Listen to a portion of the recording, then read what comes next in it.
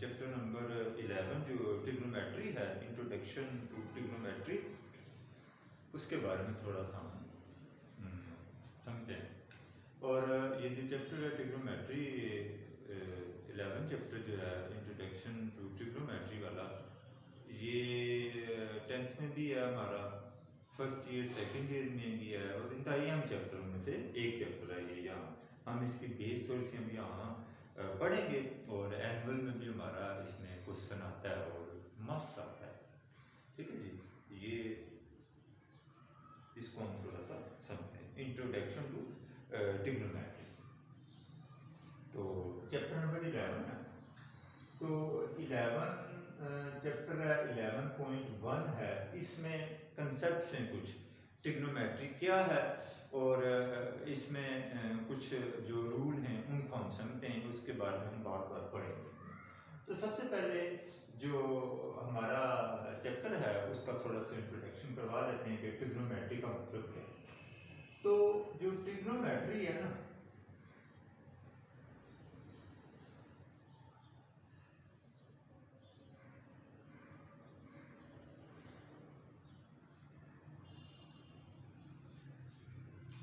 तो ट्रिग्नोमेट्री 3 अल्फाज से मिलकर बनी है। ठीक है, एक ट्राई, दूसरा गोनो, और तीसरा मेट्रोन।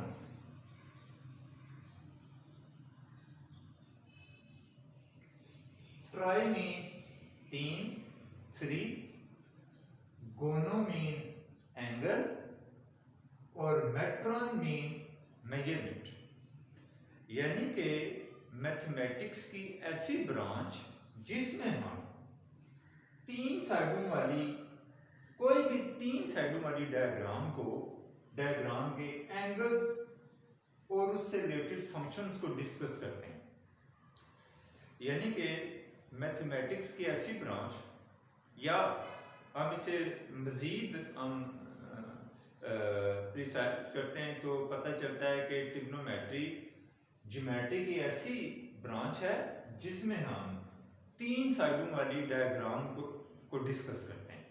देखें, 3, ट्राई में 3, गोनो में एंगल, और मेट्रोन में मेजरमेंट। अच्छा, तो ट्राइंगल ज्योमेट्री की ऐसी ब्रांच जिसमें हम ट्राइंगल्स के एंगल्स को और उनसे रिलेटेड फंक्शंस को डिस्कस करते हैं। अब देखें, हमें पता है कि एंगल क्या होता है। एंगल जैसे ये मेरी 2 फिंगर्स हैं, इनके दरमियान यहाँ एंगल बनेगा, यहाँ एंगल बनेगा। इसी तरीके से कोई भी दो हम ले लेते हैं, साइड्स ले लेते हैं, रेज ले लेते हैं, 2 रेजेस ले लेते हैं। जैसे ये है, एक रे ये है, अच्छा ये, और दूसरी ये है, इनके दरमियान में एक एंगल बनेगा जहां 2 रेजेस। अच्छा, ये इसको हम क्या कहते हैं, ओ ए है, ये ओ बी है। थोड़ा सा फर्क समझ लें, एक होता है लाइन, एक होता है लाइन सेगमेंट, एक होता है रे। इन तीनों में जरा फर्क समझ लेते हैं, फिर हम इधर डिस्कस करेंगे। देखें, फर्ज करें ये है,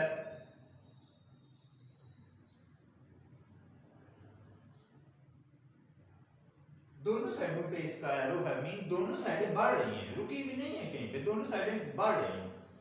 ये इधर जा रही है आगे, और ये इधर आगे जा रही है, ये ए बी, ठीक है, ये दोनों साइडों पे इंक्रीज हो रही है। ठीक है, दोनों साइडों पे जा रही है। दूसरी तरफ ये देख लेते हैं, ये एक साइड पे है, एक जगह पे ये खत्म हुई हुई है, और एक साइड पे बढ़ रही है।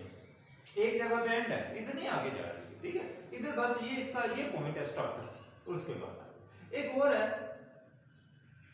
ये ए बी, दोनों साइडों पे ये रुकी हुई है, दोनों साइडों पे ये क्लोज है। ठीक है, अच्छा, जो दोनों साइडों पे बढ़ रही है ना, उसे बोलते हैं हम लाइन। यानी कि ये जो ए बी है ना जी, ए बी, ये लाइन है, इसे बोलते हैं लाइन। ये लाइन है, दोनों साइडों पे बढ़ रही है। इधर देखें जो एक साइड पे बढ़ रही है, एक साइड पे जा रही है, इसे बोलते हैं रे, ए बी रे। ठीक है, एक साइड पे जा रही है। और जो दोनों साइडों पे क्लोज है, दोनों साइडों पे ये रुकी हुई है, इसे बोलते हैं लाइन सेगमेंट। और लाइन सेगमेंट के ऊपर ये भी ऐसे लाइन लगाते हैं सिर्फ। ये एक लाइन सेगमेंट है, लाइन का टुकड़ा है। ये लाइन है जो दोनों साइड पे बढ़ रही है, जो एक साइड पे बढ़ रही वो रे है, और जो दोनों साइड पे क्लोज है, ठीक है, रुक गई है, ना ये इधर बढ़ सकती है ना इसे बोलते हैं लाइन सेगमेंट, लाइन का टुकड़ा है। ठीक है, ये याद रखना हमने, लाइन, रे और लाइन सेगमेंट, इन तीनों का फर्क हमें पता होना चाहिए। अच्छा, जो एंगल होता है ना, एंगल, एंगल क्या होता है? दो रेज जिनका एंड पॉइंट कॉमन हो, जिन दोनों का एंड पॉइंट कॉमन हो, उसको उनके दरमियान में हमेशा एक एंगल बनेगा। ठीक है, इसको ये एंगल है।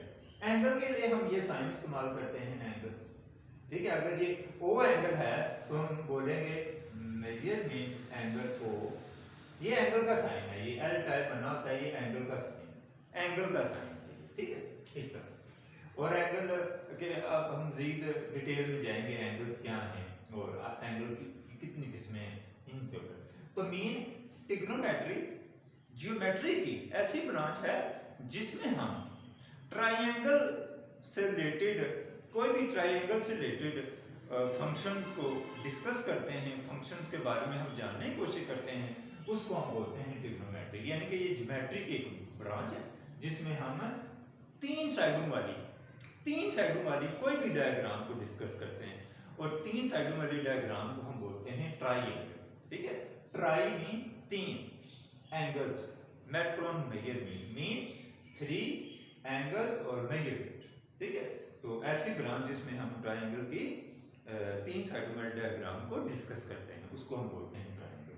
तो एक ये हमें पता चल गया लाइन क्या है, लाइन सेगमेंट क्या है और रे क्या है। ठीक है, इसको थोड़ा सा आपने समझना। और देखें लाइन के ऊपर ये दोनों साइडों पे एरो, लाइन के ऊपर बिल्कुल इसी तरह, और रे के ऊपर एक तरफ एरो लगाना है। ठीक है, एक तरफ एरो लगाना है, दो तरफ नहीं लगाना। इस तरह हम इसको डिस्कस करेंगे। अभी हम थोड़ा सा मजीद ट्रिग्नोमेट्री के ऊपर आते हैं, थोड़ा इसको समझें। अच्छा, याद रखें, एक होता है पॉलीगॉन,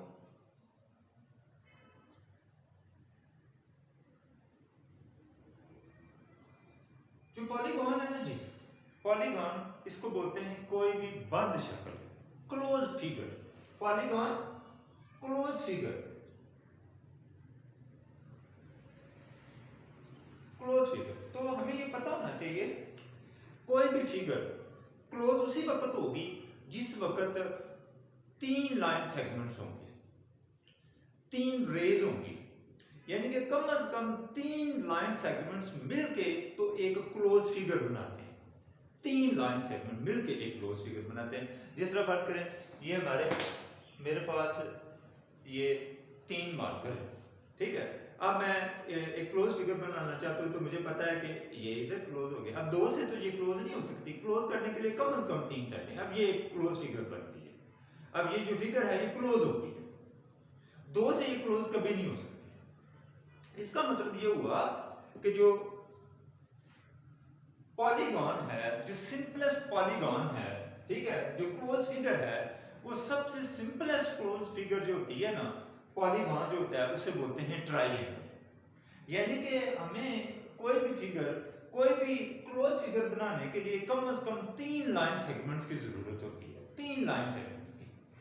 ठीक है, जैसे ये एक ये है, एक ये है और एक ये।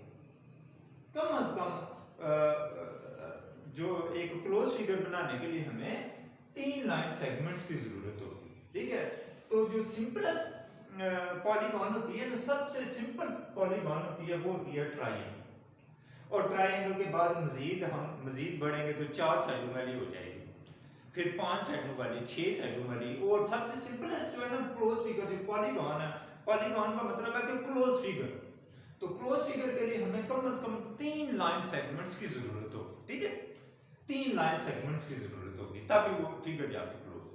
अच्छा, तो ट्राइंगल जो है ना, तो हम चूंकि हमारा चैप्टर ट्रिग्नोमेट्री है तो हम यहाँ ट्राइंगल्स को डिस्कस करेंगे, तो इसलिए हम ट्राइंगल को आगे हम मजीद इसकी डिटेल में पॉलीगॉन मजीद आगे नहीं बढ़ेंगे, यानी कि हम 4 साइडों 5 साइडों वाले पे नहीं जाएंगे, अभी हम इसके ऊपर। अब हमें पता है कि ये दो रेज हैं, इनके बीच में भी एंगल बन रहा है, ठीक है, ये यहाँ पे भी एंगल बन रहा है और यहाँ पे भी एंगल बन रहा है, 3 एंगल बन रहे हैं, 3 से ज्यादा एंगल नहीं बन सकते ट्राइंगल में, ठीक है। और हमें पता है एक तो ये एंगल्स हो गए और ये साइडें हो गई हैं, ये एक साइड ये है, एक ये साइड है और एक ये साइड है। ये फर्ज करें मैं इनको नाम दे देता हूं ना, जहां दो लाइनें, दो लाइन सेगमेंट एक दूसरे को आके कट करते हैं ना, ये जो पॉइंट है इनको बोलते हैं वर्टेक्स। वर्टिसेस प्लूरल में हम इसे बोलते हैं वर्टिसेस।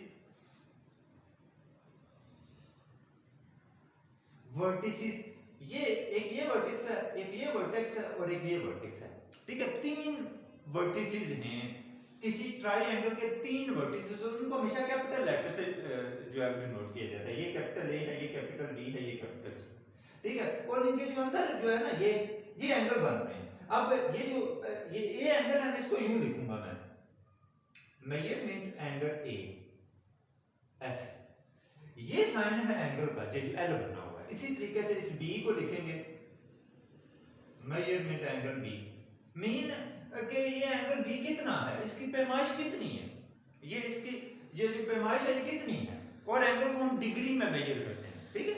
ये याद रखना है। हमारी इधर क्लास में, आगे क्लासेस में तो 2 और तरीके होते हैं, लेकिन हमने ये इससे समझना है कि एंगल को, जिस तरह हमें पता है कि बाजार जाते हैं तो हम कहते हैं कि 1 लीटर पेट्रोल दे दें, जिस तरह वो लीटर उसका यूनिट होता है ना, इसी तरह बाजार जाते हैं हम कहते हैं 1 किलो चीनी दे दें, तो वो जो किलो है ना वो उसका यूनिट होता है। इसी तरीके से एंगल का जो यूनिट होता है ना वो डिग्री होता है, ठीक है।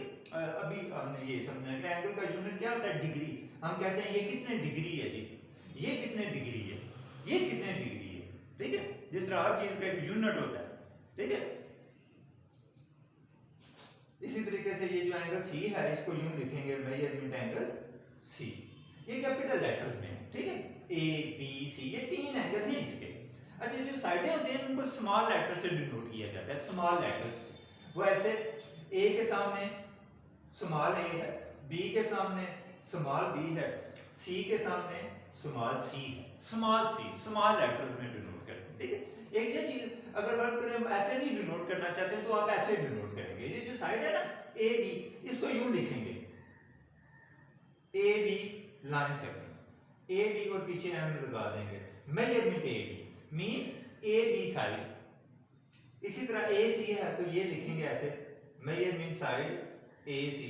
इसी तरीके से बी सी है तो मेजरमेंट साइड बी सी। इस तरह हम साइडों को इस तरह नाम देंगे, या स्मॉल लेटर्स में तो या इस तरह आप A B, A C, B C, ठीक है। इस तरह तरतीब से आपने कोई भी नाम दे देते हैं। तो साइडों को अगर आपने इस तरह एक लफ्ज में नाम देना है तो स्मॉल लेटर्स में, और अगर आपने पूरा लिखना है तो आप इस तरह लिखना है, ठीक है। और मेजरमेंट में ये उसकी इतनी मिकदार है, इतनी उसकी लेंथ है, तो लेंथ सेंटीमीटर में होगी हमारी यहाँ ना, सेंटीमीटर में हो सकती है, मीटर में हो सकती है, ठीक है।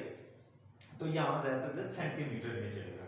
तो मेजरमेंट, ये मेजरमेंट लिखते हैं इसलिए कि ये कितनी लेंथ है इसकी, यानी कि ये जो ए बी लाइन सेगमेंट है, ये लाइन सेगमेंट है और ये बीच में एंगल है। तो उम्मीद है कि हमें जो अच्छा ट्राइंगल जो होता है ना,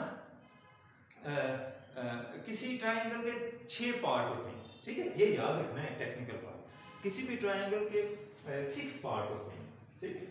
तो हमें ये तो पता चल गया कि इसका मतलब क्या है ट्रिग्नोमेट्री। अच्छा, there are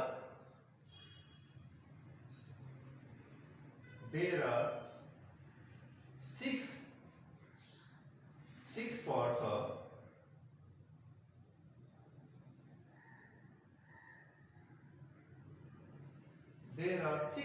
of any triangle। किसी भी ट्राइंगल के 6 हिस्से होते हैं, ठीक है। पहला 3 एंगल्स, जो अभी हम पढ़ के आए हैं, 3 एंगल्स होते हैं। दूसरा 3 साइड्स। किसी भी ट्रायंगल के 6 हिस्से होते हैं, 3 साइडें होती हैं उसकी और 3 एंगल्स होते हैं, ठीक है। 3 साइड्स होंगी और 3 क्या होंगे उसके एंगल्स होंगे, ठीक है। There are 6 part of any triangle. अच्छा, जो हम चैप्टर करने लगे हैं 11 चैप्टर ट्रिग्नोमेट्री, उसमें ना हम एक ही किस्म की ट्रायंगल को डिस्कस करेंगे।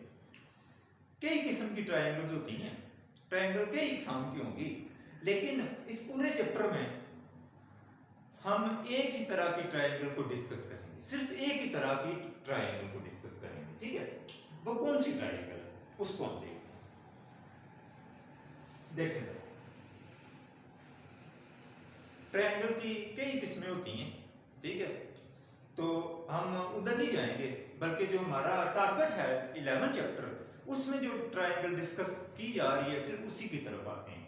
तो ट्रायंगल की एक किस्म है, उसे बोलते हैं, जो हम इस पूरे चैप्टर में डिस्कस करेंगे उसको बोलते हैं राइट एंगल ट्रायंगल।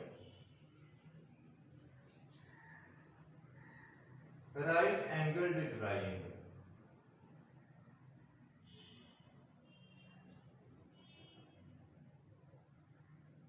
अच्छा, राइट एंगल ट्रायंगल, देखें राइट एंगल कौन सा होता है, ये छोटी क्लासेस में हम कुछ पढ़ के आए थे। राइट एंगल ऐसा ट्रायंगल, ऐसी ट्रायंगल, राइट एंगल कौन सा ट्रायंगल है? राइट एंगल ऐसा एंगल जिसकी लेंथ 90 डिग्री हो, और ये 90, ये ऊपर जो जीरो लगाते हैं या वो लगाते हैं ना, ये डिग्री को शो करता है, ठीक है। मैंने पहले भी कहा कि एंगल का जो यूनिट होता है वो डिग्री होता है, डिग्री होता है। तो ऐसी ट्रायंगल जिसका एक एंगल 90 डिग्री हो, उसको बोलते हैं राइट एंगल ट्रायंगल। दो कभी भी 90 डिग्री नहीं हो सकते। याद रखना है कि किसी भी ट्रायंगल में जो 90 डिग्री का एंगल हो सकता है ना, वो एक ही हो सकता है, दो कभी नहीं हो सकते, ठीक है। वो हम बताते हैं क्यों नहीं हो सकते। अच्छा, राइट एंगल ट्रायंगल ऐसी ट्रायंगल जिसका एक एंगल कितने का हो, 90 डिग्री, बाकी जो मर्जी हो, बाकी उनसे हमें कोई गर्ज नहीं है। अच्छा, देखिए हम कौन सी ट्रायंगल को डिस्कस करेंगे इस चैप्टर में?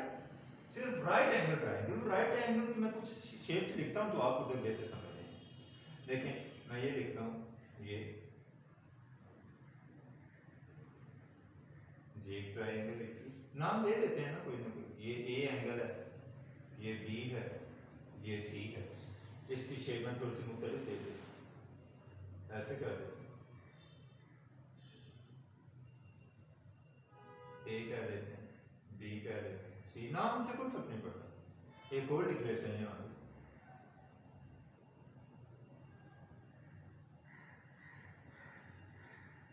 A B C. इसी तरीके से और लिख लेते हैं,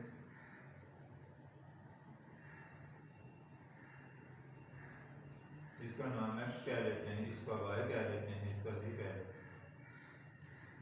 इनमें आप एक चीज गौर करें, ये बिल्कुल सीधी और ये इसके बिल्कुल सीधा। यहाँ पे एक एंगल ऐसे कट करके लिखा जाता है, ऐसे कट करके। इन एंगल्स को ऐसे गुलाई में लिखा जाता है, गुलाई में ज़ाहिर किया जाता है, गुलाई में ऐसे। इस एंगल को ऐसे किया जाता है, बिल्कुल ऐसे, बिल्कुल जिस तरह ये देखिए, ये बोर्ड है ना हमारा, यहाँ पे भी ये ऐसे और ये बिल्कुल नीचे सीधी इस तरह। तो यहाँ पे भी एक एंगल बनेगा, इस तरह 4 एंगल बन रहे हैं, ठीक है। ये इसी तरीके से इसको मैं देखूं तो ये बिल्कुल सीधा और ये ऐसे, तो यहाँ पे भी एक एंगल बन रहा है। यहाँ पे भी देखें, ये इस जगह ये बिल्कुल सीधा इस तरह, ये इधर, ये भी एक एंगल बन रहा है। इसी तरीके से यहाँ देखें, ये बिल्कुल सीधा है और यहाँ पे एक एंगल बन रहा है। ये तिरछी लाइन है, ये तिरछी लाइन है, ये तिरछी लाइन है, ठीक है, सीढ़ी की तरह की है, तिरछी लाइन है, ठीक। अच्छा, यहाँ पे जिनको मैंने ये ऐसे कट लगाया है, यहाँ पे एक एंगल बन रहा है मैथमेटिकली, ज्योमेट्रिकली 90 डिग्री का। यहाँ पे भी 90 बन रहा है, यहाँ पे भी 90 बन रहा है, यहाँ पे भी 90 बन रहा है, यहाँ पे भी 90 बन रहा है। जो राइट एंगल ट्रायंगल होगी ना, उनकी शेप इस तरह की होगी कि एक बिल्कुल सीधा इस तरह कट लगा हुआ होगा, जिस तरह मर्जी, जैसे ये अभी मैं कर लेता हूँ, फर्ज करो ये है तो ऐसे यहाँ पे 90 डिग्री बन रहा है, बिल्कुल इस तरह सीधा। जिस तरह आप देखें जब ये एक सीढ़ी है दीवार के साथ लगाई जाती है, तो जो दीवार और जमीन के दरमियान जो एंगल बनता है वो राइट एंगल बनता है, 90 डिग्री बनता है। जैसे ये एक दरख्त खड़ा है, जैसे मैं खड़ा हूँ, तो मैं जब खड़ा हूँ बिल्कुल इस तरह सीधा, जमीन ऐसे है, तो मेरे और जमीन के बीच में जो एंगल बनेगा वो 90 डिग्री एंगल बनेगा, ठीक है। इसी तरह दरख्त खड़े हैं बिल्कुल सीधे, और जमीन और दरख्त के दरमियान एंगल 90 बनेगा। कोई टावर है, कोई टावर खड़ा है, कोई हमने झंडा लगाया हुआ है किसी बांस के ऊपर, तो बांस और जमीन के साथ या छत के साथ जहाँ पर लगाया है उसके दरमियान हमेशा एंगल 90 डिग्री बनेगा। तो ये 90 डिग्री, ये सारे जो ट्राइंगल्स हैं ना, ये राइट एंगल ट्राइंगल है। क्यों राइट एंगल ट्राइंगल है? क्योंकि इनका एक एंगल हर सूरत में 90 है। अच्छा, डायग्राम छोटी बड़ी होने से एंगल के ऊपर कभी फर्क नहीं पड़ता। हम ये कहेंगे ये छोटी सी ट्राइंगल है, इसका एंगल ये 90 नहीं हो सकता, ऐसा नहीं होता। डायग्राम के फिगर के बड़ा या छोटा हो जाने से एंगल के ऊपर कतई कोई फर्क नहीं पड़ता। एंगल हमेशा जो है ना वो सेम रहता है, यानी कि एंगल का तल्लुक फिगर के बड़ा या छोटा होने से नहीं होता, ये याद रखना है हमने, ठीक है। कोई भी ट्राइंगल ले लें, वो चाहे छोटी ले लें चाहे बड़ी ले लें, चाहे जितनी बड़ी मर्जी ले लें, उन पे छोटा बड़ा होने से एंगल्स के ऊपर कोई फर्क नहीं पड़ता, ये याद रखना। एक यूनिवर्सल लॉ है, वो ये है कि ट्राइंगल के जो 3 एंगल्स होते हैं ना अंदर, यहाँ जो अंदर ट्राइंगल के 3 इंटीरियर एंगल जो होते हैं, इंटीरियर अंदर जो ट्राइंगल के 3 एंगल्स बन रहे होते हैं ना, उन तीनों एंगल को जब सम करेंगे ना तो हमेशा 180 ही आएगा। एक रूल हम बार बार उसको डिस्कस करेंगे कि सम ऑफ एंगल्स ऑफ ट्राइंगल 180 होता है, यानी कि इसके जो अंदर 3 एंगल बन रहे हैं ना, एक ये बन रहा है, ये बन रहा है, ये बन रहा है, इन तीनों एंगल्स को सम करेंगे ना हमें, तो हर सूरत में 180 डिग्री ही आएगा, ठीक है। ये एक यूनिवर्सल लॉ है जो हर ट्राइंगल के ऊपर अप्लाई होगा, ये यानी कि इसके एक ये एंगल और ये एंगल तीनों को ऐड करेंगे ना तो 180 ही आएगा। देखिए 90 तो इसके पास चला गया ना, अब 180 होने के लिए इन दोनों के पास टोटल है 90 तो ये हो गया ना, ये और ये इन दोनों को हो सकता है ये 50 हो ये 40 हो जाएगा। अगर फर्ज करो ये 10 है तो ये 80 हो जाएगा, तब भी जाके तीनों का सम जो है वो 180 होगा, ठीक है। याद रखना है कि सम ऑफ एंगल्स ऑफ ट्राइंगल हमेशा क्या होता है 180 डिग्री ही होता है, सम ऑफ, ये यूनिवर्सल लॉ जो हमने डिस्कस करना है। अभी बहरहाल अभी हम राइट एंगल ट्राइंगल की बात कर रहे हैं, ठीक है। याद रखना है, एक और चीज याद रखनी है, जो राइट एंगल ट्राइंगल होता है ना, जो भी राइट एंगल ट्राइंगल है, ठीक है। एक तो हमने ये पढ़ लिया कि राइट एंगल, हम पूरे चैप्टर में एक ही ट्राइंगल को डिस्कस करेंगे और वो होगी राइट एंगल ट्राइंगल, यानी कि जिसका एक एंगल हर सूरत में 90 होगा। बाकियों की हमें कोई जरूरत नहीं कि जितना मर्जी हो ना, हमें सिर्फ एक एंगल 90 डिग्री वो होना चाहिए। देखें ये देखें, मैं एक राइट एंगल ट्राइंगल बनाता हूँ, ये हमने बना दिया एक राइट एंगल ट्राइंगल, जो कि यहाँ पे राइट एंगल बन रहा है, ए है, ये बी है, ये नाम कोई मर्जी दे दें, एल एम एन दे दें, पी क्यू आर दे दें, नाम से कोई फर्क नहीं पड़ता हमारा, ठीक है। अच्छा, याद रखना है कि जो राइट एंगल ट्राइंगल होती है ना, उसकी साइडों के नाम होते हैं। बाकी कोई भी ट्राइंगल ले लेना, उनमें साइडों के नाम कोई नहीं होते, सिर्फ राइट एंगल ट्राइंगल में ही साइड के नाम होते हैं, ये याद है। जो दीवार होती है ना, ये दीवार बिल्कुल सीधी, इसे हम आमतौर पर कहते हैं कि अगर सीढ़ी एक दीवार के साथ लगी हुई है ना, तो जमीन है, दीवार और सीढ़ी है, ये बिल्कुल ऐसी ही डायग्राम बनती है, ठीक है। जो दीवार होती है ना, दीवार बिल्कुल सीधी, उसे हम बोलते हैं परपेंडिकुलर,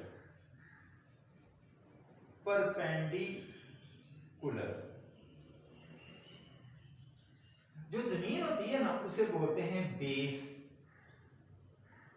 जमीन को बेस बोलते हैं, जो दीवार होती है उसे परपेंडिकुलर बोलते हैं, और जो सीढ़ी होती है, सीढ़ी तिरछी, उसे हाइपोटेनियस बोलते हैं।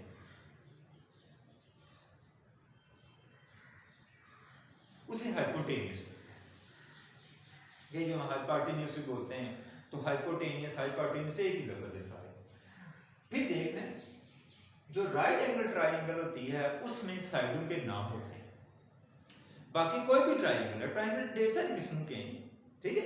जैसे ये मैं लिख लेता हूं, ये एक ट्राइंगल है, ये एक ट्राइंगल, ठीक है। इसमें कोई एंगल 90 नहीं है, ठीक है, कोई एंगल 90 नहीं है, ठीक है। मैंने इस तरह डायग्राम, कोई एंगल 90 नहीं है, तो इसका नाम ही साइड का नाम ही साइड का नाम कोई नहीं है, ये सिर्फ साइडें हैं, इनके नाम कोई नहीं है। यानी कि मैं ये कहूँगी ये हाइपोटेनियस है, ये बेस है, ऐसा कुछ नहीं है।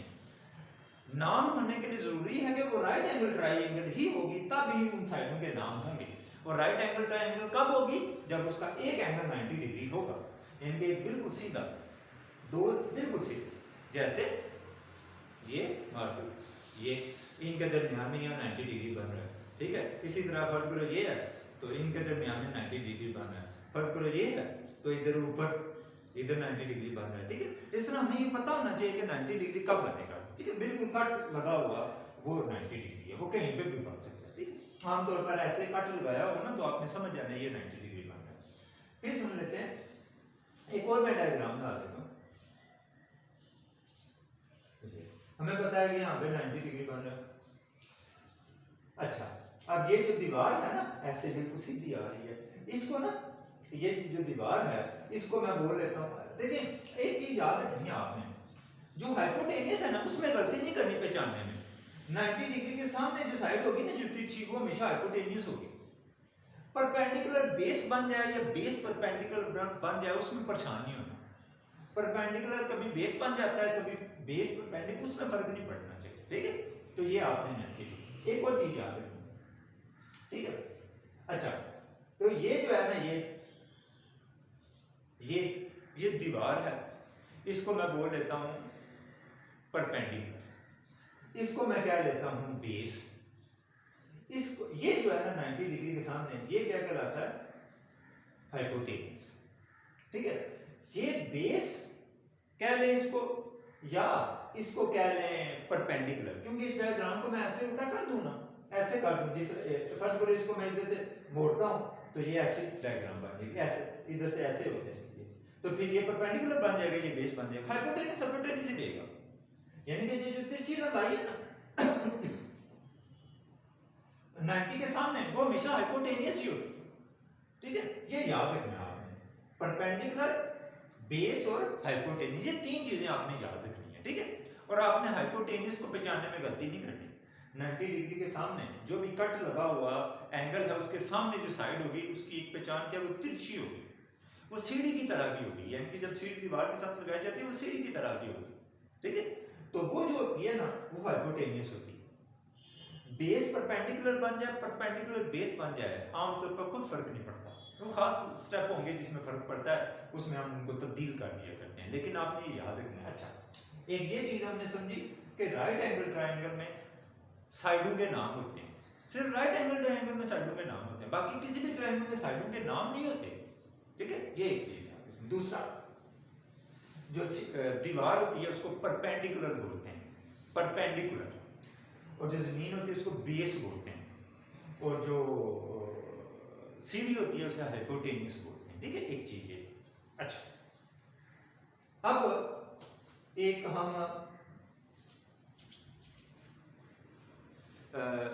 छोटी क्लासेस में एक थ्योरम पढ़ के आया करते थे, उसे बोलते थे पाइथागोरस थ्योरम। पाइथागोरस थ्योरम याद रखना है, मैं उर्दू में याद लिखता हूं ताकि आप बेहतर तौर पर समझ सकें। नोट, ये जब भी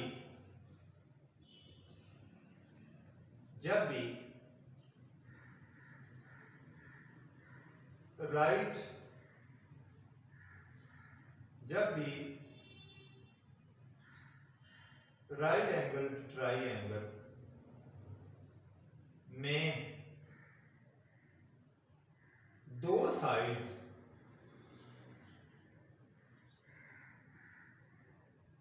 मालूम हूं, तो तीसरी साइड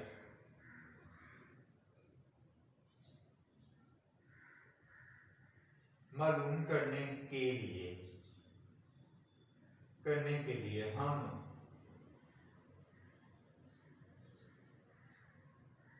पाइथागोरस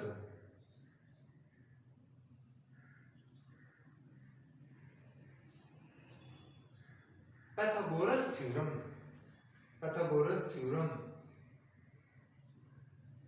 का इस्तेमाल करते हैं। याद रखना है, जब भी राइट एंगल ट्राइंगल हो और उसकी तीन साइडों में से दो कोई सी आपको बताऊं, कम से कम दो बताऊं, एक पता हो नहीं, दो पता हो, तो तीसरी आप किस तरीके से फाइंड करेंगे? Pythagoras theorem. पाइथागोरस थ्योरम क्या है? वो ये है कि हाइपोटेनियस का स्केल इज इक्वल टू होता है परपेंडिकुलर का स्केल प्लस बेस का स्केल। यानी कि अगर आपने h फाइंड करना है, हाइपोटेनस फाइंड करना है, तो आप इन दोनों के स्केल्स को प्लस कर लेंगे। अगर इसी को मैं यूं भी लिख सकता हूं, बेसिक ये फार्मूला है, h का scale is equal p scale b scale. अगर आपने परपेंडिकुलर फाइंड करना हो सकता है, परपेंडिकुलर फाइंड करना हो, फिर आपने क्या करना है, h के स्केल में से ना बेस का स्केल माइनस करना है। अगर आपने बेस फाइंड करनी है तो h के स्केल में से ना p का स्केल माइनस करना है। मतलब कि जो आपने फाइंड करनी है साइड, देखिए दो साइडें तो आपको पता होनी चाहिए ना, तब भी लगेगा ना पाइथागोरस थ्योरम। पाइथागोरस थ्योरम की दो शर्तें हैं कि कब लगेगा पाइथागोरस थ्योरम। पहली शर्त ये है कि वो राइट एंगल ट्रायंगल होनी चाहिए, उसका एक एंगल 90 डिग्री होना चाहिए। एक ये शर्त है कि राइट एंगल ट्रायंगल हो, और दूसरी क्या शर्त है कि कम से कम दो साइडें पता हो। अगर आपको साइड एक पता है तो पाइथागोरस थ्योरम अप्लाई नहीं हो सकता। पाइथागोरस थ्योरम कब अप्लाई होगा? जब साइडें एक राइट एंगल ट्रायंगल हो, राइट एंगल ट्रायंगल बार डिस्कस कर चुके हैं। और दूसरी क्या शर्त होनी चाहिए कि उसका एक एंगल 90 होना चाहिए, सॉरी दो साइडें पता होनी चाहिए। अगर दो साइडें नहीं पता ना तो हम नहीं पाइथागोरस लगा सकते। पाइथागोरस उसी वक्त लगेगा जिस वक्त तो राइट ट्रायंगल हो, और दूसरी शर्त क्या है कि साइडें कम से कम दो। अच्छा, ये कब बेसिकली ये फार्मूला है कि हाइपोटेनियस h मीन हाइपोटेनियस का scale perpendicular scale base scale, ये तो तब लगाएंगे ना जब आपने h फाइंड करना है, तो फिर दोनों के स्केल को प्लस करना है, यानी कि बेस और हाइपोटेनस के स्केल को प्लस करना है। लेकिन जब आपको हाइपोटेनस पता है तो फिर आप फर्स्ट को p फाइंड करना है, p, तो फिर h के स्केल में से p का स्केल माइनस करना। याद रखना h हमेशा बड़ा हुआ करेगा बाकी दोनों में से, ठीक है? h हमेशा बाकी दोनों साइडों में से बड़ा हुआ करेगा। अगर ये h ये नहीं होगा कि h इसमें से छोटा हुआ, ऐसा कभी नहीं होगा, h हमेशा बड़ा हुआ करेगा। तो जब आपने परपेंडिकुलर फाइंड करना है तो h के स्केल में से बेस का स्केल ज़रा दिया होगा माइनस करना है, और अगर आपने बेस फाइंड करना है तो आपको h और p दिया होगा ना उसने, तो आपने h के स्केल में से p का स्केल माइनस करना है। याद रखना है कि p के स्केल में से h माइनस नहीं करना, माइनस हमेशा h में से करना है। और h क्या है? हाइपोटेनस, जो सबसे बड़ा होगा। और ये स्केल लगाना है, ठीक है? ये हम जब प्रूव करेंगे तो हमें ये स्केल है सबके ऊपर, अगर स्केल हटा दें तो फिर पाइथागोरस थ्योरम नहीं आएगा, ठीक है? तो पाइथागोरस थ्योरम का तलब किसके साथ है? राइट एंगल ट्रायंगल के साथ है, और दूसरा साइडों के साथ है। तो पाइथागोरस थ्योरम कब लगाएंगे ये मैंने उर्दू में लिखा, जब भी राइट एंगल ट्रायंगल में दो साइडें मालूम हो तो तीसरी साइड के लिए पाइथागोरस लगाओ। पाइथागोरस मैंने लिख दिया, याद रखना है। ये तो बात खत्म हो गई पाइथागोरस का। यानी कि जब देखिए मैंने क्या कहा था कि ट्रिग्नोमेट्रिक ट्रायंगल के 6 हिस्से होते हैं, 3 साइडें होती हैं, 3 एंगल्स होते हैं, तो 3 साइडें भी आपने फाइंड करनी है और 3 एंगल भी फाइंड करने हैं, ठीक है? अब हम आते हैं एक और तरफ। ये तो बात हो गई थी अभी किसकी, जब आपको साइडें पता हो ना, दो पता हो तो तीसरी कैसे फाइंड करनी है। अब आ जाते हैं किसके ऊपर? एंगल्स के ऊपर। याद रखें ये 3 एंगल है ना, कौन कौन से एंगल है? मेजरमेंट एंगल ए है, मेजरमेंट एंगल बी और मेजरमेंट एंगल कैसे लिखते थे ना, measurement angle A, measurement angle B, measurement angle C, ठीक है? अब याद रखें दूसरी चीज, नोट, जब भी किसी ट्रायंगल, कोई भी ट्रायंगल हो, चाहे राइट हो चाहे जो मर्जी हो, ये यूनिवर्सल लॉ ऑफ एंगल है। यानी कि पिछला जो हमने पाइथागोरस पढ़ा था वो स्पेशल था राइट एंगल ट्रायंगल के लिए। तो ये जो अभी मैं थ्योरम लिखने लगा हूं, ये जो है ना वो कोई भी ट्राइंगल हो, जब भी किसी ट्राइंगल के दो एंगल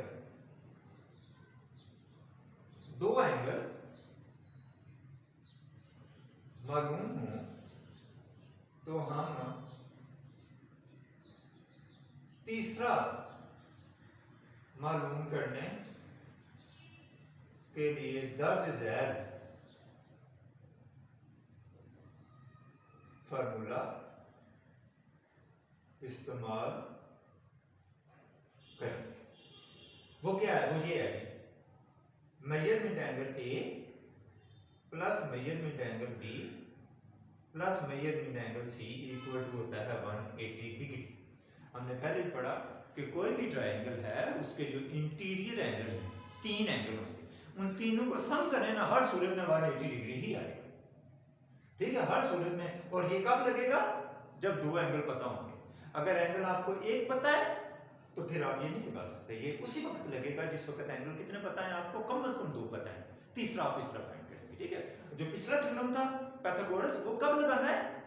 जब साइडें दो पता होंगी। ये कब लगाना है? जब एंगल दो पता होंगे। एंगल ये बीच में, जिनको डिग्री में मेजर करते हैं। ठीक है, फर्ज करें, मैं मिसाल एक ले लेता हूँ। फर्ज करें हमारे पास एंगल ए जो है ना, मैं एक एग्जांपल ले लेते हैं। एंगल ए जो है वो हमारे पास है 90 डिग्री, ये 90 डिग्री है। ये फर्ज करें मैं कहता हूँ 30 डिग्री है। एंगल बी जो है ना हमारे पास 30 डिग्री। कहता है सी बताएं कितना होगा, एंगल सी बताएं कितना होगा, एंगल सी बताएं कितना होगा। तो हम ये फार्मूला लगाएंगे। अब क्या है, एंगल ए की जगह 90 लगा लेंगे, 90 डिग्री। बी की जगह 30 लगा लेंगे, 30 डिग्री। सी हमने फाइंड करना है, इन दोनों को प्लस करेंगे तो 120 डिग्री आ जाएगा। मेजरमेंट एंगल सी फाइंड करना है। अब 120 उधर जाके यहाँ प्लस हो रहा है, उधर जाके माइनस हो जाएगा। 180 में से 120 निकाला तो 60 आ गया, तो एंगल सी आ गया 60 हमारे पास। इसी तरीके से फर्ज करो वो बी कहता है फाइंड करो, ए उसने दे दिया है 45 डिग्री, कहता है बी फाइंड करो। अब मैं क्या करूंगा, दोबारा ये फार्मूला लगाऊंगा। क्या फार्मूला था? Measurement A measurement B measurement C equal to 1। जो पता है वो लगाओ। ए पता है 90, वो लगा लिया। बी फाइंड करना है, बी उसी तरह रहने दिया। सी दिया 45, ये लगा लिया। अब इन दोनों को प्लस कर लें, इधर 90 में प्लस किया तो 135 आ गया। बी फाइंड करना है। अब बी इधर ही रहने दें, एंगल बी, तो 180 में से 135 निकालना है। जो चीज उधर से इधर आएगी वो दूसरी तरफ घूम के जाएगी। ठीक है, तो 180 में से 135, ये भी 45 आ गया, तो इस तरह।